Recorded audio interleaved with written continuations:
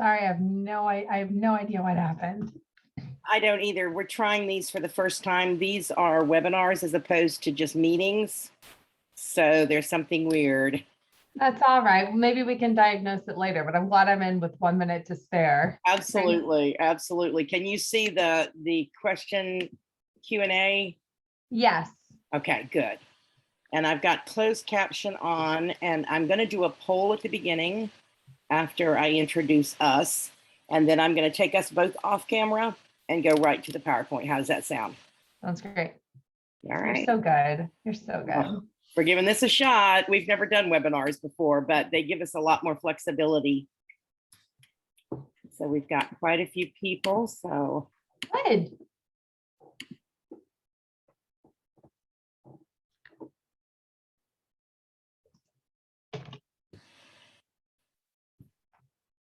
Good luck. thank you.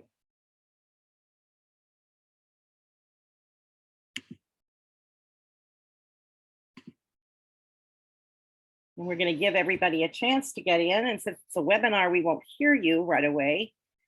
So we'll give just a few minutes. I know how many people registered, and we're going to wait for just a second and see if that count goes up, and we'll get started. But welcome.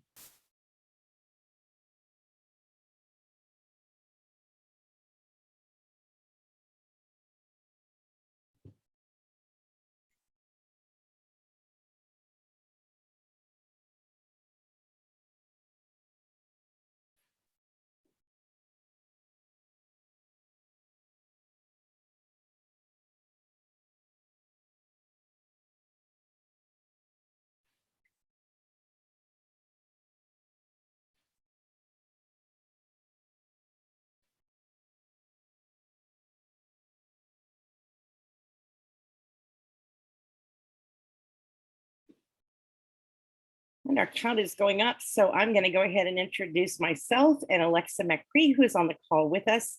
Alexa, I'm going to let you start by telling them a little bit about who you are. Hi, everyone. My name is Alexa. I am the product manager here at Pearson for political science titles, as well as criminal justice. I've been with Pearson for going on 8 years in a variety of roles. I'm very much looking forward to this session, and I work with Terry Moore extensively, and it's great to be here. I'm happy to see all of you, and thanks for Terry for having me join you as your partner. Thank you. Alexa's going to man the question and answer box for us today while we go through. So if there are any questions, please write them as we go along, and we'll get to them at the end. I'm Terry Moore, and I'm the Revel Faculty Advisor with Pearson, with all the titles and all the disciplines in Revel. And this is the first in a series we're starting of Faculty Advisor boot camps. These are going to be short videos, short webinars that we will record and send out to people who are interested, of topics that are of interest throughout the terms. Since it's the end of the term, what we're going to examine today is a bit about the Revel Dashboard and how to review it to renew. So I'm going to stop our screens right now. Oh, Terry, you went on mute when you stopped the screens. Sorry, here I'm back. There we go.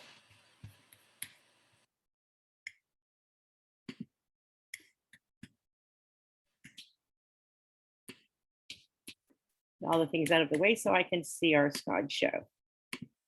So again, welcome to the first in our series of Faculty Advisor webinars that are boot camps, short videos and short sessions with you live to discuss topics of interest that might be very timely for you that you're using Revel. So what we want to talk about today is the Revel Dashboard. The Revel Dashboard gives us a lot of information that is actionable, and that's what I love about it. It's not too much data that I have to spend hours analyzing, but it's just the right amount that gives me the information that I need to make my classes more and more successful. So today we're going to review that dashboard in order to renew or copy our course for next term and add or change some things that might make Revel even more successful. So thinking about next term, that's what I'm doing right now, is I'm grading a lot of research papers and getting ready to think about my summer terms. And what I want to know is what worked well this term, what might work better next term, and what I might need to add as the instructor and the master of the discipline to the content. So the dashboard landing is what we're going to examine today as the data that we want to inform us to make changes and to renew our courses for even greater success. What I'm going to do next is walk us through a click path of that dashboard so you get a feel of where we're going with this, but I'm going to return back to the PowerPoint so we can take a slower dive into those views within the Revel course. So this will be a course that'll pop up in just a moment that has some data that's pre-created in it. So this would, let us assume, be the end of a term for a course, and this is the aggregate data I'm seeing for that whole term. Quickly, I can see what my average score is for the term with my course. I can hover over this and see even greater details.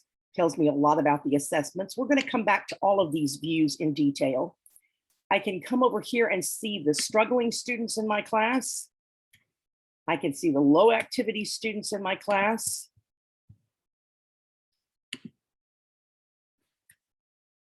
And I can scroll down to the different assignments and get a lot of data about the assignments for that week.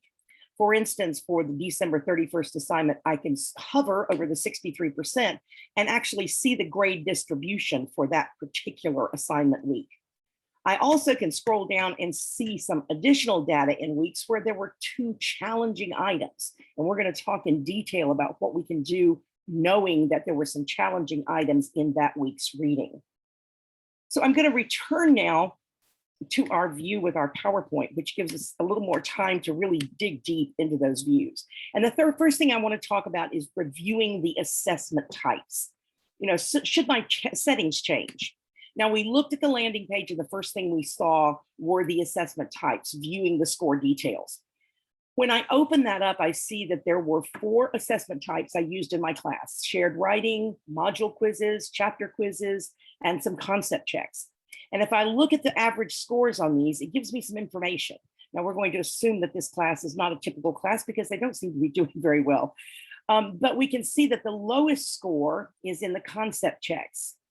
We have the chapter quizzes, the module quizzes, and the shared writing, and it seems that the highest scores were in the area of shared writing. We're going to assume this really indicates more about participation and engagement than the actual grade, because that's what we want from Revel, is engagement. So apparently the concept checks did not engage my students very well. What I might think about doing to renew my class to get them to dig into those concept checks, which are very effective ways of getting our students to think about what they just read and apply that information in some way. So I might go into my score settings and change the concept checks to give them a little more value, a little more weight. So it won't be so easy to just skip over them and not engage with them. They'll think twice. As we know, points for our students are the breadcrumbs that lead them to success. Without points, you don't motivate students. So you have to assign some point value. So looking at these types of assessments, we can see that we might need to adjust our scoring differently to motivate the students to do things a little bit better or to engage a little bit more fully. They liked the shared writing, so a good percentage of them, a higher percentage of them, were working in the shared writing. So I probably know that's a renewal that I don't need to change. That one worked well. So one of the questions I always asked myself, and my provost in online learning was asking me, how can you get better retention in online? Because we knew that our retention rates with online classes were much lower than our face-to-face classes. So I decided to run my own little efficacy study over about 3 years, examining both my face-to-face classes and my online classes to see if certain kinds of adjustments or activities that I did would increase the retention. So the simple little thing that I did was go into where I showed you the click path of hovering over the struggling students and the low activity students. You drop down and you can see exactly what students were either struggling or not participating very fully. And I tried this for 3 years, once a week, and it didn't take me more than 10 minutes in the morning with a cup of coffee to email right from there all of those students. Now, what that did was let them know that I was out there. It put skin on the computer. It made me a reality to my online students. It also made my face-to-face students realize that I wasn't just there for the hour and a half I saw them in class twice a week, but I was there helping them along the way. And I might ask them, hey, I saw that you were struggling a bit last week with your Revel work. Is there anything I could do to help you? Often we know they're probably slacking, but during the COVID times that we've had in the past, when my students suddenly all went online, frequently my students were having some severe problems with connectivity or other issues that I might be able to find some resources for them. So I really did find that connecting with my students once a week to let them know that I'm there, I care, and I'm here to help them made an enormous difference. How much of a difference, you ask? Okay. Over 25% increase in my retention in 3 years. That was phenomenal. It absolutely laid my provost out. Then I started looking at my face-to-face classes, and lo and behold, I had 13% greater retention in my face-to-face classes, which was a bit insulting to me because I thought they were coming for me, the rock star. And what I found out is students do better and persist better when they're engaged with the content and they come to class prepared. So I was really excited by those results. So yes, keeping these students engaged with this content absolutely increases retention. So next I ask, what can I renew for even greater success? What needs any changes and where do I find that information? So back again to that dashboard where we scroll down to look at the assignments themselves. And these are the weekly assignments. I can see there was a challenging item. We mentioned that. Another week, there were 7 challenging items. So what does that exactly mean? Well, when we dig deeper, we find out that means that a good percentage of the class did not get certain questions right on the first try. Meaning, this is tough content to get just from reading. They need something a little bit more than just reading the content. And I might choose to do a little bit more with them next term. So we can see the exact question that they missed. We can see the concept title and chapter. So this was classical conditioning. And if you teach intro to psychology, you know this is one of the toughest concepts for students to get just from reading. So you might choose, or I might choose as a professor, to go in and highlight some of the content in Revel and push notes out to my students. I can even add an active URL in that note next term that will send them to a TEDx or send them to a YouTube video, or even send them to a micro lecture that I record that supplements the content just a bit to make it a little bit more meaty for them to grasp. Because I know right now that this is a concept that's tough for my students to get just from their reading. Another and final thing I want us to think about when we're looking at the Revel dashboard and the data there is kind of look at your term trends. If you're like me, you have students that really go through a midterm slump. And we're going to assume that this is the low term midterm slump with the 23 low activity students. This might inform me next term of some interventions I might do midterm. I might choose to do less assignments during that time, or I might choose to add a supplemental assignment on my LMS that might be engaging them in a different way. Or I might choose to have a very heavily weighted assignment on my LMS instead of doing a Revel assignment at midterm to just keep them engaged, keep them interested, and certainly send them announcements knowing that, hey, I know this is a tough time to stay engaged, let's work on it. We also know that after spring break is another one of those times. All of our courses tend to have these term trends where students are less or more active, and you can go in and very easily see this in Revel. So those are the kinds of things I wanted to cover with you briefly and with regards to your dashboard. And I'm going to leave it open to questions now. Do we have any, Alexa? And I'm going to come back on screen. Welcome back on screen. Currently, we don't have any questions in the chat. If anyone does have a question, the chat feature is at the bottom center of your screen there, or you're welcome to raise your hand, come off mute. We can I can let it open for you to ask your question to Terry if you don't prefer to use the chat. And I'm also going to launch a poll right now that I'd like all of you to take for me. It's a very quick and easy one, but this should be popping up for you to see.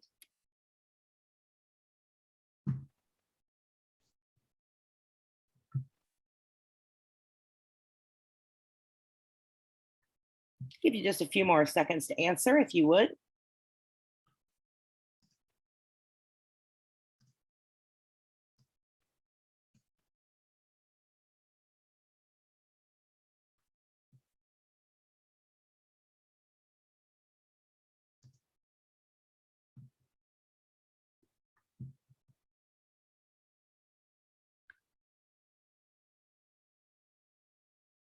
Give it about another 15 to 20 seconds.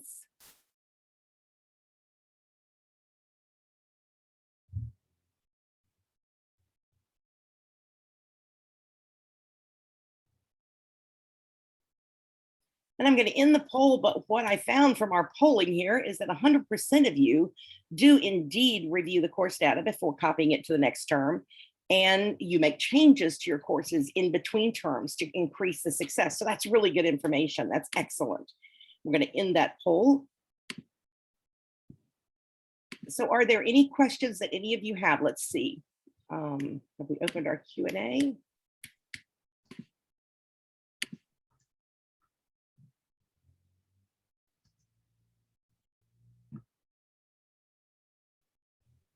So no questions coming in. That means I covered it extremely well. I'm very glad of that. Well, if there are no questions that you have for me, I'm going to give you back a little percentage of your day and tell you farewell. And please join us again for another Revel Bootcamp. We're going to be offering these throughout the terms. And thank you so much for sharing your time with us today.